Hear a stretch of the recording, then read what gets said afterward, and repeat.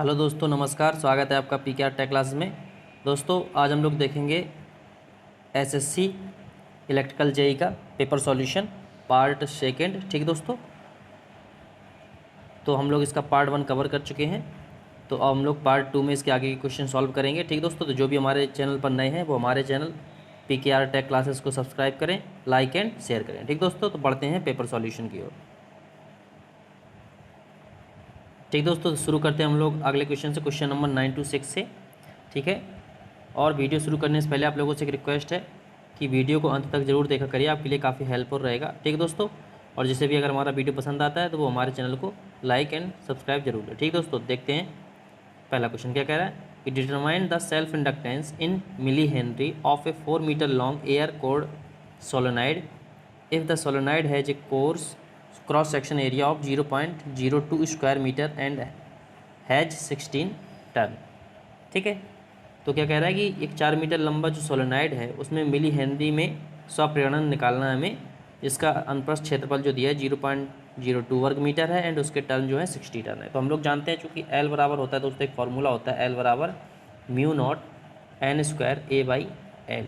ठीक है, तो यहाँ पे सारी चीज़ें दी हुई। म्यू नॉट का मान होता है दोस्तों इंडक्टेंस में, ये होता है 4 पाई इंटू 10⁻⁻⁷ इंटू एन का मान कितना दिया है दोस्तों, यहाँ पे दिया है 60 टर्न एंड ए का मान है दोस्तों मीटर में दिया है तो 0.02 मीटर स्क्वायर अपॉन एल का मान दिया है दोस्तों कितना 4 मीटर लॉन्ग। तो दोस्तों और जब हम लोग इसको सॉल्व करेंगे, ठीक है, तो इसमें मिली हेनरी में निकालना है। तो जब मिली हेनरी में इसको हम लोग सॉल्व करके निकालेंगे तो आएगा दोस्तों 0.023 मिली हेनरी। ठीक है, 0.023 मिली, इसको सॉल्व कर लेंगे आप लोग तो 0.023 मिली हेनरी आएगा। ठीक दोस्तों, अगला क्वेश्चन क्या कह रहा है कि determine the value of magnetic field in milli tesla at the centre of a 20 centimetre long solenoid if the solenoid has 200 turn and carrying a current of 4 ampere. एक 20 सेंटीमीटर लंबी सोलेनाइड के केंद्र पर जो चुंबकीय क्षेत्र है मिली टेस्ला में निर्धारित करना है कि यदि उसके सोलेनाइड में 200 टर्न है और 4 एम्पियर की विद्युत धारा है तो मैग्नेटिक फील्ड क्या होती है दोस्तों। मैग्नेटिक फील्ड होती है बी बराबर होता है दोस्तों फाइव बाई ए। ठीक है, तो यहाँ पे हम लोग देखेंगे कि फाई का मान नहीं दिया है, ए का मान दिया है, नहीं सॉरी ए का मान भी नहीं दिया है एंड फाई का मान भी नहीं दिया है। तो हम लोगों को इसको एन आई एंड एल के टर्म में इसको निकालना है। तो चूँकि हम लोग फाई बराबर एक फार्मूला होता है दोस्तों, फाई बराबर क्या होता है, फाई बराबर होता है M M F upon reluctance, मतलब एन आई अपॉन एस। ठीक है, इंटू ए। इसको हम आगे सॉल्व करते जा रहे हैं and N I equal to, अब रिलेक्टेंस जो होता है एस बराबर होता है दोस्तों 1 अपॉन के mu naught L by A into A. ठीक है, तो ए से ए कैंसिल हो जाएगा तो हम लोगों का बी बराबर आ जाएगा क्या, एन आई म्यू नॉट, म्यू ये नीचे ऊपर चला जाएगा अपॉन एल। ठीक है दोस्तों, तो यहाँ पे हमें एन का मान दिया है, आई का मान दिया है, म्यू नॉट का मान हम लोग जानते हैं दोस्तों क्या होता है 4 बाई इंटू 10⁻⁷ एंड एल का मान भी दिया है। तो यहाँ पे हम सारे मान रख देंगे। एन का मान दिया है दोस्तों कितना 200 टर्न, ठीक है, एंड आई का मान दिया है 4 एम्पियर एंड म्यू नॉट का मान होता है दोस्तों 4 पाई इंटू 10⁻⁻⁴ अपॉन एल का मान कितना दिया है दोस्तों, यहाँ पे 20 सेंटीमीटर है तो इसको हम लोग मीटर में बना लेंगे 20 इंटू 10⁻²। ठीक है, तो ये जब हम लोग सॉल्व करेंगे इसको, ये भी मिली टेस्ला में निकालेंगे तो ये आएगा मिली टेस्ला में बी बराबर ये आएगा दोस्तों 5.02 मिली टेस्ला समथिंग। तो इसको हम लोग लिख सकते हैं 5 मिली टेस्ला। ठीक है दोस्तों, इसको जब हम लोग सॉल्व कर लेंगे तो आएगा हमारा 5 मिली टेस्ला। अगला question, what will be the magnitude of magnetic field in tesla acting parallel to the rotation of the disk of diameter 20 cm when the magnitude of EMF induced between the axis of rotation and the rim of the disk is 10 volt and the angular speed of rotation of disk is 20 revolution per second। एक चुंबकीय क्षेत्र में Tesla का मान, वही magnetic field का मान पूछ रहा है। टेस्ला में क्या होगा कि अगर 20 सेंटीमीटर व्यास वाली डिस्क है के समांतर में एक प्रेरित EMF का मान अक्ष और डिस्क के किनारे की बीच में 10 वोल्ट है तो जिसके रोटेशन की कोणीय गति 20 चक्र प्रति सेकंड है। मैग्नेटिक फील्ड पूछ रहा है तो यहाँ पे देखिए दोस्तों 20 सेंटीमीटर व्यास वाली डिस्क है तो इसका सबसे पहले हम लोग डाया निकाल लें, इसका हम लोग एरिया निकाल लें। क्या होगा, तो व्यास दिया है 20 सेंटीमीटर तो इसकी जो त्रिज्या है वो हो जाएगी दोस्तों कितनी 10 सेंटीमीटर। ठीक है, तो इसको मीटर में बताएंगे हम लोग, क्या हो जाएगा 10 इंटू 10⁻⁻²। ठीक है, एरिया क्या होता है पाई आर स्क्वायर, तो यहाँ से हो जाएगा 3 पाई का मान 3.14 इंटू 10⁻⁻⁴ हो जाएगा 10⁻² का स्क्वायर। ठीक है, तो ये आ जाएगा, एरिया आ जाएगा दोस्तों कितना, 3.14 इंटू 10⁻⁻⁴ मीटर स्क्वायर। ठीक है, ये आ गया एरिया इसका। अब हम लोग दोस्तों यहाँ पे देखेंगे कि ई नॉट जो दिया है यहाँ पे, मान लिया ये जो वोल्टेज दिया है एन d∅/dt, इससे हम लोग फाई निकाल लेंगे। ठीक है, यहाँ पे जो एन है वो चक्र प्रति सेकंड होगा, तो ई नॉट का मान है 10 एंड ये है 20 एंड d∅/dt प्रति सेकंड निकाल लेंगे फाई का मान। ये आ जाएगा दोस्तों क्या, 0.5। ठीक है, d∅/dt आ जाएगा, मतलब फाई का मान जो होगा प्रति फ्लक्स में चेंज परिवर्तन आ जाएगा कितना, 0.5 वेबर। ठीक है, फाई का मान निकल आया दोस्तों, ए का मान निकल आया। अब हम लोग बी का मान निकाल लेंगे। ठीक है, बी का मान क्या होता है, बी बराबर होता है दोस्तों क्या, φ/a। तो फाई का मान निकला दोस्तों 0.5 एंड ए का मान कितना है, 3.14 इंटू 10⁻⁻⁴ निकला है। ठीक है, तो ये हम लोग ऊपर ले जाएंगे तो क्या हो जाएगा, 0.5 इंटू 10⁻⁴ प्लस का हो जाएगा एंड 3.14। ठीक है,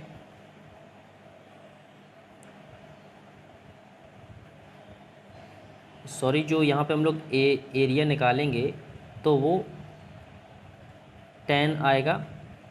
ठीक है, सॉरी, ये 20 सेंटीमीटर है, तो जो आर का मान है वो 10 सेंटीमीटर आएगा, 10 इंटू 10⁻⁻²। तो ये जो 10 होगा वो 100 भी रहेगा साथ में एंड 10⁻⁻⁴, तो इंटू πr² होता है, तो 3.14 जब करेंगे तो यहाँ पे ये दशमलव नहीं आएगी। ठीक है, सॉरी दोस्तों, ये थोड़ा मिस्टेक हो गया, यहाँ दशमलव नहीं आएगी।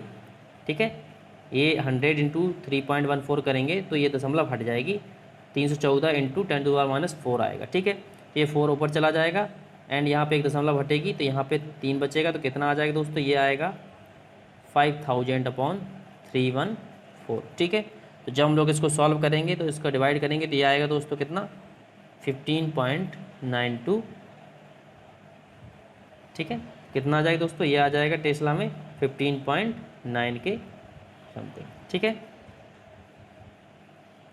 अगला क्वेश्चन क्या कह रहा है कि determine the magnetic susceptibility of a material if the field strength of the material is 0.8 into 10⁻⁵ ampere per metre and the magnitude of magnetization is 0.97 into 10⁵ ampere per metre. तो जो मैग्नेटिक ससेप्टिबिलिटी क्या होती है दोस्तों, के बराबर होता है दोस्तों I/H। ठीक है, तो यहाँ पे I जो दिया है वो दिया है दोस्तों मैग्नीट्यूड ऑफ मैग्नेटाइजेशन कितना है, ये दिया है दोस्तों 0.97 इंटू 10⁵ एंड H का मान कितना दिया है दोस्तों, मैग्नेटिक फील्ड स्ट्रेंथ होती है H, इसका मान दिया 0.8 इंटू 10⁻⁵। ठीक है, तो 10⁵ से 10⁵ कैंसिल हो जाएगा, जब ये दशमलव हटेंगी तो एक जीरो यहाँ आ जाएगा, तो इसको हम लोग निकालेंगे जब, इसका मान आएगा दोस्तों 1.21 के समथिंग। ठीक है दोस्तों, तो कितना आ जाएगा 1.21। ठीक है, 1.21। अगला क्वेश्चन क्या कह रहा है कि what will be the magnitude of the induced EMF in volt in a coil of area of 100 square centimetre with 200 turn if the coil is remove from a magnetic field of 10 tesla acting a right angle to the coil in 1 second. एक coil जिसके 200 ton वाले coil का क्षेत्र 100 वर्ग metre है और प्रेरित EMF का परिणाम वोल्ट में क्या होगा जब एक कॉइल 10 टेस्ला के समकोण चुंबकीय क्षेत्र में से 1 सेकंड में निकाली जाती है। ठीक है, ठीक दोस्तों, तो यहाँ पे हम लोगों को क्या निकालना है दोस्तों, इसमें इंड्यूस्ड ईएमएफ निकालना है, मैग्नीट्यूड ऑफ इंड्यूस्ड ईएमएफ। तो यहाँ पे देखेंगे हम लोग दोस्तों, जो एरिया ए दिया है कितना 100 सेंटीमीटर में दिया है, सेंटीमीटर स्क्वायर में, तो इसको हम लोग मीटर स्क्वायर में बदलेंगे तो क्या हो जाएगा 100 इंटू 10⁻⁻⁴ से गुणा करना पड़ेगा।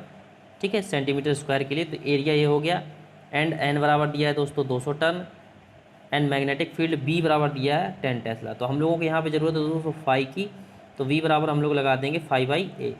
ठीक है, तो बी बराबर कितना दिया है दोस्तों यहाँ पे 10 टेस्ला, फाई बराबर निकालना है, एरिया हम लोगों को कितना दिया 10 इंटू 10⁻⁻⁴।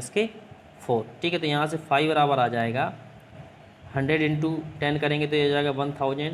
ठीक है, 1000 इंटू 10⁻⁻⁴, तो यहाँ पे कितना हो जाएगा ये 3 और 10⁻⁻⁴, तो ये बचेगा कितना फाई इक्वल टू आ जाएगा 0.1।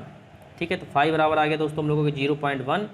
अब हम लोग यहाँ से लगा देंगे ई बराबर इंड्यूस्ड ईएमएफ बराबर निकालेंगे एंड d∅/dt।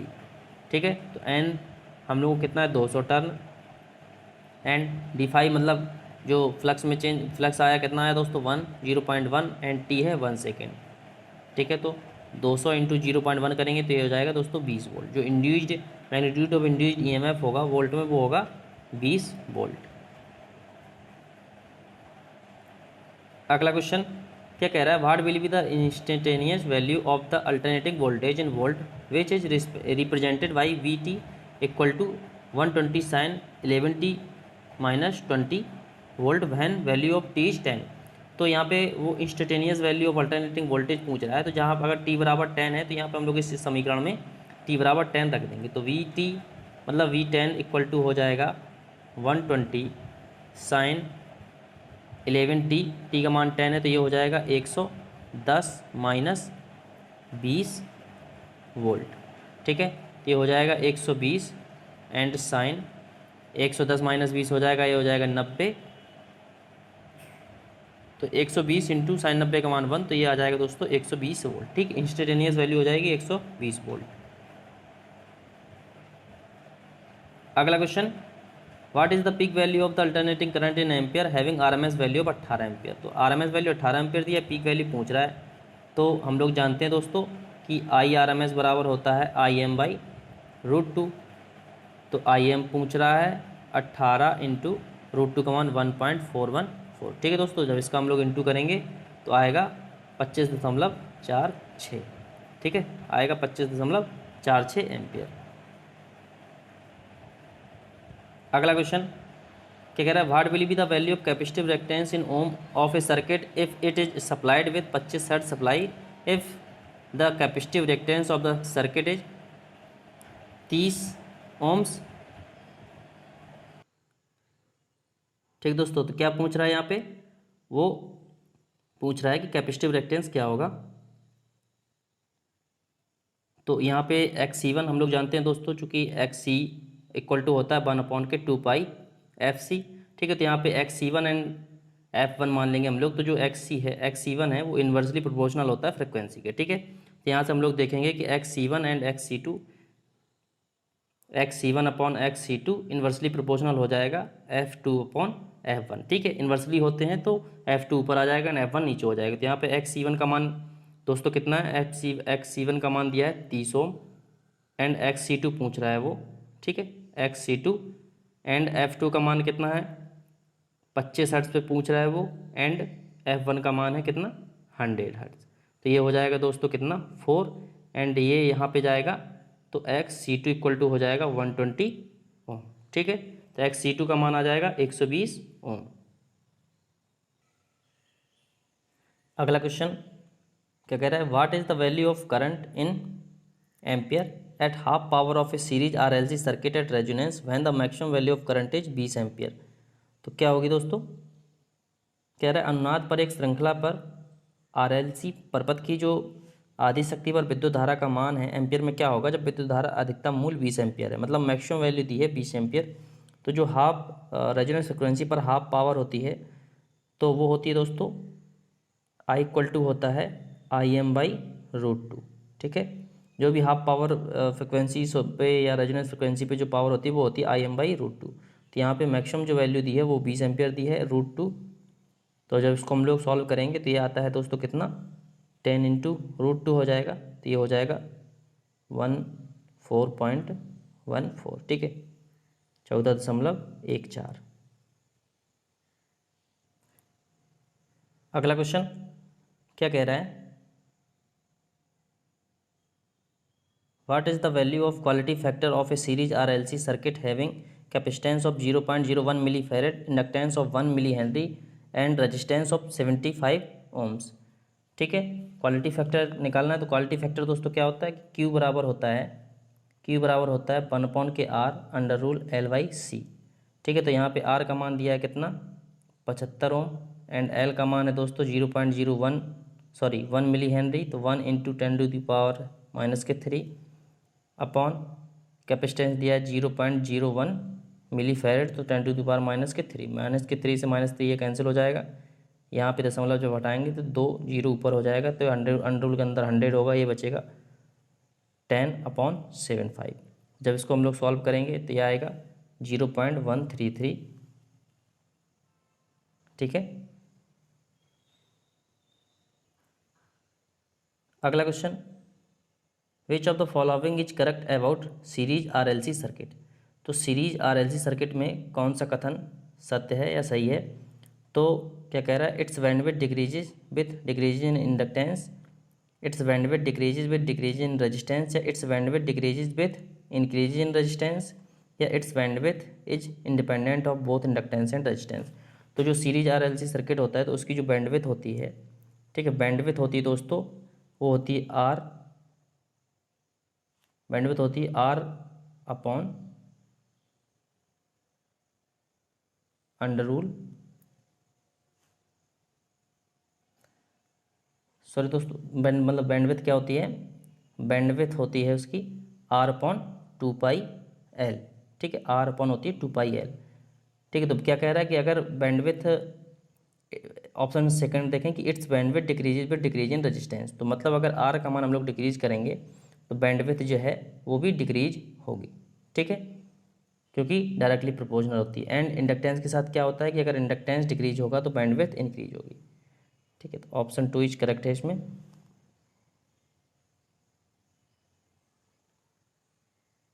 अगला क्वेश्चन क्या कह रहा है, नीचे दिए गए 3 फेज परपथ में एक वाट मीटर और एक एमीटर की रीडिंग क्रमशः 1 किलोवाट और 10 एम्पियर है। यदि परपथ संतुलित किया जाता है तो परपथ के शक्ति कारक का मूल्य क्या है। ठीक है, एमीटर की रीडिंग जो है 10 एम्पियर है एंड जो वाट मीटर है वो 1 किलोवाट है। तो इसमें पावर फैक्टर पूछ रहा है, ये एक सर्किट दिया है तो इसमें जो वाट मीटर है वो फेज के अक्रॉस जुड़ा हुआ है। ठीक है, तो यहाँ पे हम लोग चूँकि जानते हैं क्या होता है कि P बराबर जो होता है VL IL V phase I phase cos phi. ठीक है, ये आएगा, होता VL IL कॉस फाई है। यहाँ पे जो वाट मीटर है वो फेज करंट दे रहा है यहाँ पे सिंगल फेज की। ठीक है, सिंगल फेज में जुड़ा हुआ है तो कितना हो जाएगा, यहाँ से हम लोग V बराबर निकालेंगे, वी फेज चूँकि स्टार कनेक्शन है, ये लाइन वोल्टेज दिया है 200 वोल्ट, तो VL बराबर होता है स्टार में √3 वी फेज के। तो यहाँ से वी फेज आएगा कितना दोस्तों, VL/√3 कितना हो जाएगा, ये हो जाएगा 200 अपॉन √3 वी फेज आ गया। तो P है 1 किलोवाट, तो 1 × 10⁻³ इक्वल टू VL कितना हो जाएगा दोस्तों, 200 अपॉन √3 इंटू आई दिया है 10 एंड cos फाई निकालना है पावर फैक्टर।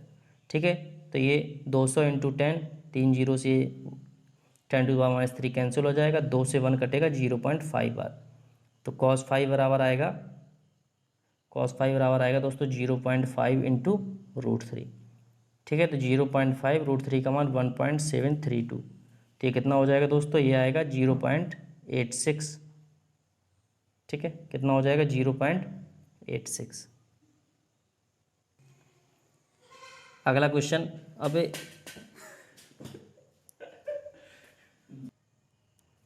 क्या कह रहा है, what is the number of watt meter required to measure the power of a polyphase system containing N conductors. अगर बहुफेज प्रणाली में जिसमें एन चालक हैं तो शक्ति मापने के लिए आवश्यक वाट मीटर की संख्या क्या होगी।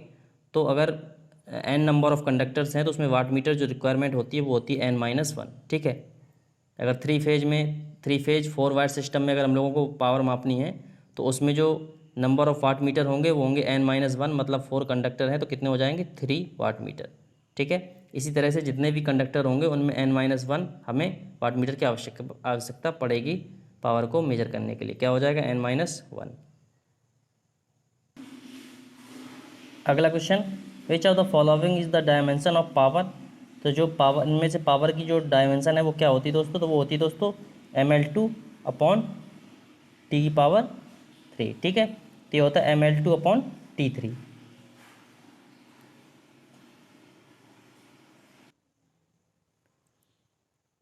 अगला question, a factory runs in 4 shift of 6 hour each in which its consume 36 kilowatt, 86 kilowatt, 50 kilowatt and 20 kilowatt in each shift respectively. Calculate the energy in kilowatt hour consumed by the factory per day. एक जो factory है वो 4 shift में 6 our पर चलती है पर दिन, एंड वो जो कंज्यूम्ड करती है 36 किलोवाट, 86, 50, 20 किलोवाट प्रत्येक शिफ्ट में करती है। तो एक दिन में उसकी कंज्यूम पावर निकाली हमें, तो क्या होता है कंज्यूम्ड पावर हम लोग प्रत्येक शिफ्ट का निकाल लेंगे कि प्रत्येक शिफ्ट का किलोवाट आवर निकाल लेंगे कितना है, तो एक दिन का टोटल ऐड करके निकाल लेंगे। तो ये पहले 6 आवर चलती है 36 किलोवाट पर, ठीक है। तो 36 इंटू के 6 ये कितना हो जाएगा दोस्तों, ये हो जाएगा 216 किलोवाट आवर हो गया, ठीक है। ये किलोवाट आवर हो गया 216। इसके बाद 86 किलोवाट चलती है एक शिफ्ट में 6 घंटे, तो ये कितना हो जाएगा दोस्तों, ये हो जाएगा 516 किलोवाट आवर, ठीक है। एंड 50 किलोवाट चलती है 6 आवर तक, तो कितना हो जाएगा, ये हो जाएगा दोस्तों 300 किलोवाट आवर, ठीक है। एंड एक चलती है शिफ्ट 20 किलोवाट की 6 आवर के लिए, तो कितना हो जाएगा 120 किलोवाट आवर। तो ये 216, 516, 300 एंड 120 इन तीनों को जोड़ेंगे तो आएगा कितना दोस्तों, 1152 किलोवाट आवर, ठीक है। तो टोटल पावर होगी एक दिन की खपत उसकी कितनी होगी, 1152 किलोवाट आवर, ठीक दोस्तों। देखते हैं अगला क्वेश्चन क्या कह रहा है। What is the apparent power of a 3 phase star connected system having phase voltage of 254.05 volt and line current of 10 ampere and the phase difference between the voltage and current is 45 degree, ठीक है। तो यहाँ पे वो apparent power पूछ रहा है, ठीक है दोस्तों। तो अपरेंट पावर पूछ रहा है तो हम लोग यहाँ से अपरेंट पावर निकालेंगे, क्योंकि यहाँ पे दिया है जो फेज वोल्टेज दिया है दोस्तों 254.05 वोल्ट। तो यहाँ से हम लोग ये स्टार कनेक्शन है, ठीक है। तो स्टार कनेक्शन में हम लोग VL बराबर क्या होता है दोस्तों, ये होता है √3 V फेज, ठीक है। तो VL बराबर आ जाएगा क्या, √3 V फेज का मान कितना है दोस्तों 254.05 and IL equal to I phase होता है लाइन स्टार कनेक्शन में, तो ये हो जाएगा 10 एम्पियर। अपरेंट पावर क्या होती है दोस्तों, अपरेंट पावर होती है √3 VL IL, ठीक है। अपरेंट पावर होती है √3 VL IL। तो यहाँ पे हम लोग VL IL का मान रख देंगे, क्या होगा, तो जो अपरेंट पावर आएगी P equal to apparent power होगी √3 इंटू VL का मान है √3 254.05 इंटू IL का मान 10। जब इसको हम लोग सॉल्व करेंगे तो आएगा दोस्तों कितना, जब हम लोग इसको निकालेंगे तो आएगा दोस्तों 7621.50, ये आएगा वोल्ट एम्पियर में, ठीक है। तो इसको किलो वोल्ट एम्पियर में बदलने के लिए हम लोग इसमें 1000 का अगर भाग दे देंगे तो आएगा 7.62 किलो वोल्ट एम्पियर, ठीक है। अपरेंट पावर होती है KVA में, ठीक है। तो कितना हो जाएगा 7.62 KVA। अगला question, in 2 watt meter method of power calculation of a 3 phase balanced star connected system, what is the power factor of the system if one of the watt meter shows negative reading and the other source is positive reading, ठीक है। तो 2 watt meter method में 3 phase balance connected है star system, तो उसमें जो power factor होगा वो क्या होगा, अगर एक वाट मीटर की रीडिंग निगेटिव हो और एक की पॉजिटिव, ठीक है दोस्तों। तो क्या होता है दोस्तों कि 2 वाट मीटर मेथड में जब हम लोग पावर कैलकुलेशन करते हैं तो उसका जो फार्मूला होता है ये होता है tan phi इक्वल टू होता है दोस्तों √3 W2 minus W1 upon W2 plus W1, ठीक है। अगर हम लोग यहाँ पे मान लें कि दोनों वाट मीटर की रीडिंग अगर सेम है नेगेटिव है, तो यहाँ पे अगर हम लोग W1 इक्वल टू माइनस कर देंगे, W1 माइनस की वैल्यू हो जाएगी अगर, तो यहाँ पे माइनस आ जाएगा एंड W2 इक्वल हो जाएंगे, तो ये क्या हो जाएगा दोस्तों, ये 0 हो जाएगा, ठीक है। अगर ये 0 हो जाएगा तो tan जो phi का मान आएगा वो आएगा दोस्तों इन्फिनिटी, ठीक है। तो tan phi इक्वल टू हो जाएगा, tan इन्फिनिटी किसका मान होता है 90 का, ठीक है। तो phi इक्वल टू आ जाएगा 90 डिग्री। तो यहाँ से अगर cos phi इक्वल टू निकालेंगे तो cos phi आ जाएगा कितना 0 डिग्री, ठीक है। तो अगर नेगेटिव है एंड इक्वल भी हो सकती है अगर उनकी रीडिंग 2 वाट मीटर की, तो उसमें हो जाएगा दोस्तों कि इक्वल 0 भी हो सकता है, लेकिन अगर 1 वाट मीटर की रीडिंग अलग है और 1 वाट मीटर की रीडिंग अलग है तो उसमें जो पावर फैक्टर होगा वो ग्रेटर देन 0 इक्वल 0 भी हो सकता है, लेकिन 0.5 से लेस देन होगा, ठीक है। क्या होगा, ग्रेटर देन और इक्वल 0 बट लेस देन 0.5, ठीक है। ये पॉजिटिव एंड नेगेटिव में होता है। अगर एक वाट दोनों वाट मीटर की रीडिंग पॉजिटिव है तो जो पावर फैक्टर होगा वो यूनिटी आएगा, ठीक है। एंड अगर एक जो वाट मीटर है उसकी वैल्यू एक की पॉजिटिव है एक की 0 है तो पावर फैक्टर आएगा दोस्तों 0.5, ठीक है। ये हम लोग इसी फॉर्मूले में मान रख के अगर निकाल सकते हैं कि किसकी वैल्यू क्या है, √3 W2 minus W1 upon W1 plus W2, ठीक है। एक की क्या है कि अगर एक पॉजिटिव है एक नेगेटिव है तो जो उसकी पावर फैक्टर आएगा वो 0.5 से कम आएगा, 0 भी हो सकता है एंड 0 से बड़ा अवश्य होगा। अगला, अगर दोनों वाट मीटर की रीडिंग पॉजिटिव है, ठीक है, तो क्या होता है कि यूनिटी आता है। अगर एक की पॉजिटिव एंड एक की निगेटिव है तो जो पावर फैक्टर होगा वो 90 डिग्री आएगा, ठीक, सॉरी 0 आएगा, ठीक है, अगर उनका एंगल 90 डिग्री है तो। अगला question, which of the following is not a feature of moving iron type instrument. तो निम्नलिखित में से कौन सी एक मूविंग आयरन टाइप इंस्ट्रूमेंट में एक फीचर नहीं होता, विशेषता नहीं होती है। तो can be used in both AC and DC circuit, ये दोनों में यूज होता है, ये सही है। Moving element is a small soft iron piece, ये भी सही है, सॉफ्ट आयरन पीस का टुकड़ा होता है। यूनिफॉर्मली डिवाइस स्केल या low cost of instrument is compare to moving coil instrument, तो इसकी जो कॉस्ट है वो मूविंग कॉइल इंस्ट्रूमेंट से कम होती है, सही है। इसकी जो स्केल होती है वो नॉन यूनिफॉर्म होती है, यूनिफॉर्म नहीं होती है, ठीक है दोस्तों। जो इसकी स्केल होती है वो नॉन यूनिफॉर्म या आसमान होती है, ठीक है, ये विशेषता नहीं होती है इसकी, समान नहीं होती है इसकी, यूनिफॉर्म होती है। अगला क्वेश्चन, कि संकेत के बीच फेज शिफ्ट डिग्री में क्या है जो नीचे दिए गए रिसर्च पैटर्न द्वारा इंगित किया गया है। तो दोस्तों यहाँ पे जो इंगित किया गया है, ठीक है, 0/0 एंड ये जो इंगित किया गया है इसमें जो फेज डिफरेंस होगा डिग्री में वो होगा 180 डिग्री, ठीक है। अगला question, which of the following is use to measure the power in very high voltage circuit which a low rating watt meters, ठीक है, निम्न में से क्या है कम रेटिंग वाट मीटर से उच्च वोल्टेज परिपथ में शक्ति मापने के लिए उपयोग किया जाता है। तो वो कौन से होते हैं, तो वो होते हैं दोस्तों इंस्ट्रूमेंट ट्रांसफार्मर्स इज यूज, ठीक है। सीटी एंड पीटी को हम लोग क्या करते हैं कि हाई, अगर सीटी हम लोग लगाते हैं तो क्या होता है दोस्तों कि हाई रेटिंग की जो करंट होती है उसको लो रेटिंग की करंट में मेजर कर लेते हैं। इसी प्रकार वोल्टेज में भी वो पीटी क्या करता है कि वो हाई रेटिंग के वोल्टेज को लो रेटिंग की वोल्टेज में मापने के लिए आसान करता है, ठीक है। तो इंस्ट्रूमेंट ट्रांसफार्मर का यूज करते हैं हम लोग हाई वोल्टेज सर्किट में पावर मेजर के लिए। अगला क्वेश्चन, कि what is the smallest change in the input signal that can be detected by an instrument called, कि इनपुट संकेत में सबसे छोटा परिवर्तन क्या है जिसका किसी उपकरण से पता लगाया जा सकता है। मतलब कि अगर किसी भी इंस्ट्रूमेंट में हम लोग छोटा सा भी अगर उसमें इनपुट सिग्नल देते हैं तो उसके चेंज अगर हो जाता है, डिटेक्ट कर लेता है, तो उसे दोस्तों कहते हैं संवेदनशीलता, मतलब सेंसिटिविटी, ठीक है, कि वो कितना सेंसिटिव है, कि कितने कम से कम इनपुट में वो हमें डिफ्लेक्शन दे सकता है, ठीक है। अगला question, which of the following is true in case of current transformer, विद्युत धारा ट्रांसफार्मर के बारे में निम्न में से कौन सा सच है। तो चूंकि करंट ट्रांसफार्मर होता है, हमने बताया दोस्तों कि वो हाई जो करंट होती है उसको लो रेंज के एमीटर में मापने के लिए मदद करता है। तो क्या होगा, it's help in measuring high current using low range ammeter, ठीक है। अगला question, what is the angle between in degree the planes of two moving coils of a dynamometer type 3 phase power factor meter. तो जो 3 phase power factor metre होता है उसके दो गतिशील वाले कॉइल जो होते हैं उनके बीच में कोण कितना होता है डिग्री में। तो 3 फेज का है अगर, तो 3 फेज के लिए जो उसकी मूविंग कॉइल होती हैं उनके बीच में जो फेज डिफरेंस होता है दोस्तों, ठीक है, 3 फेज के लिए तो उनका होता है 120 डिग्री, ठीक है, 3 फेज के लिए जो होता है वो 120 डिग्री होता है,